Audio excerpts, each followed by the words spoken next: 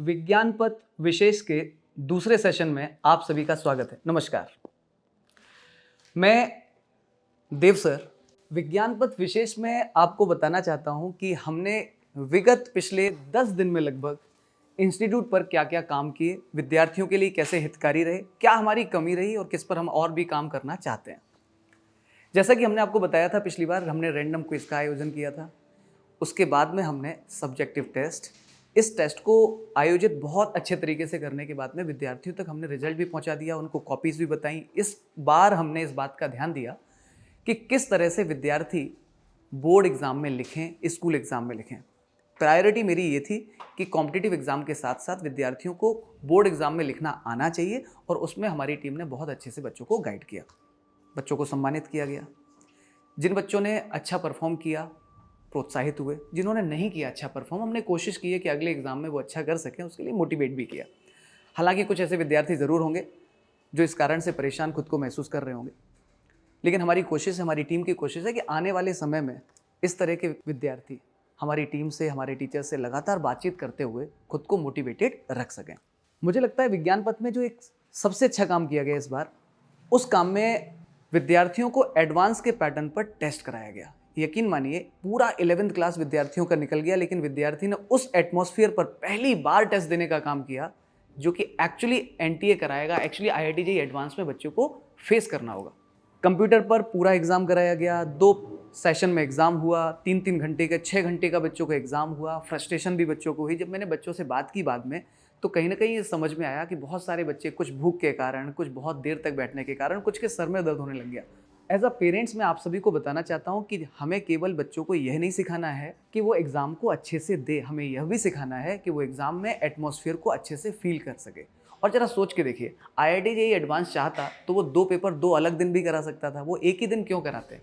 तो मैं ये चाहता हूँ कि पेरेंट्स को ये बात समझनी होगी, क्योंकि आईआईटी जेईई भी ये चाहते हैं कि उन्हें ऐसे विद्यार्थी मिलें जिनको वो ट्रेंड करके आगे आने वाले समय में देश में, विदेश में अच्छा नाम कर सकें। उन विद्यार्थियों की खास बात ये होनी चाहिए कि प्रेशर के समय, फ्रस्ट्रेशन के समय वो कितना कूल और काम रह सकते हैं। यकीन मानिए, जब तक बच्चा एडवांस का एग्ज़ाम देगा, इस तरह के लगभग 30 एग्ज़ाम्स हम बच्चे को दिला चुके होंगे। मैं बहुत सोच समझ के 30 काउंट इसलिए बता रहा हूँ क्योंकि हमारा मोटिव है कि अगर हम बच्चे का अक्टूबर, नवंबर, दिसंबर पूरी तरह से रिवीजन कराते हैं तो वहाँ पर हम टेस्ट की फ्रिक्वेंसी बढ़ा ले जाएंगे।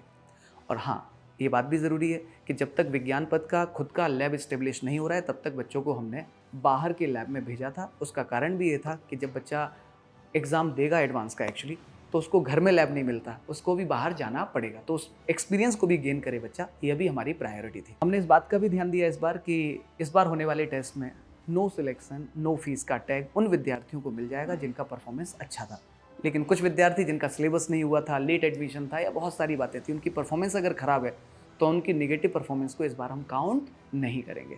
विज्ञान पथ पर दूसरा महत्वपूर्ण काम जो मुझे लगता है विद्यार्थियों के द्वारा किया गया और हमने टीचर्स की मदद से उस काम को संपन्न कराया, वो काम यह है कि 1 फरवरी से लेकर के लगभग 12 फरवरी तक हमारा एक प्लान है, जिसमें कि विद्यार्थियों के स्कूल एग्ज़ाम में आने वाला हर एक पार्ट उनको कवर कराने का प्रमुख भूमिका हमारे टीचर्स ने निभाई है। और मुझे लगता है कि 12 तारीख तक हम मैक्सिमम पार्ट, चाहे वो फिजिक्स में, केमिस्ट्री में, मैथ्स में हो, जो कि स्कूल एग्ज़ाम्स में आने वाला है, उसको प्रायोरिटी बेसिस पर कराया जा रहा है।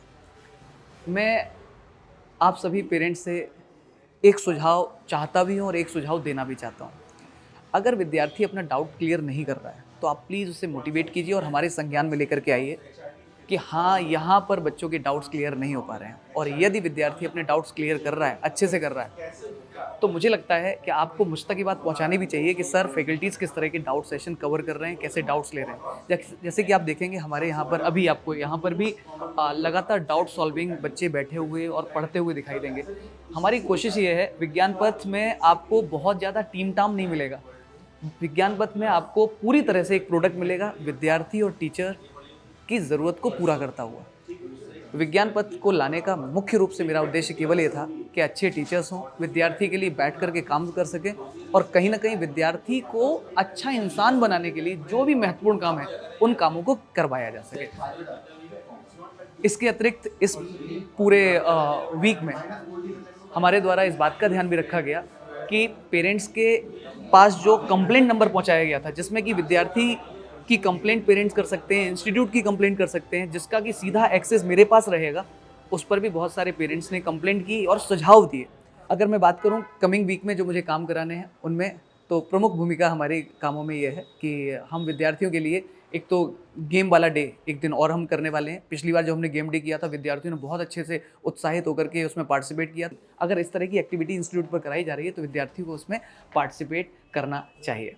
आप सभी अभिभावकों से मेरा अनुरोध है कि यदि आप मुझसे पीटीएम के लिए मिलना चाहते हैं तो मेरे नंबर पर, जो कि विद्यार्थी के पास रहता है, उस पर व्हाट्सअप कर दीजिए और व्हाट्सअप करने के बाद में आप बहुत जल्दी मेरे से रिस्पांस पालेंगे और हम आपको बता पाएंगे कि किस समय पर मेरे से मिलना आपके लिए और कन्वीनियंट रहे। इस बात का भी हम ध्यान में रख लेंगे। मुझे लगता है आपका प्रयास, आपका सुझाव ही विज्ञान पथ का मुख्य स्तंभ है, जिस पर हम पूरी तरह से टिके रहना चाहते हैं। हम चाहते हैं कि हम आपकी आशाओं पर, आपकी उम्मीदों पर और विद्यार्थियों के लिए जो हम काम कर रहे हैं उस पर हमें ऊर्जा मिलती रहे आपके द्वारा। Thank you so much. नमस्कार।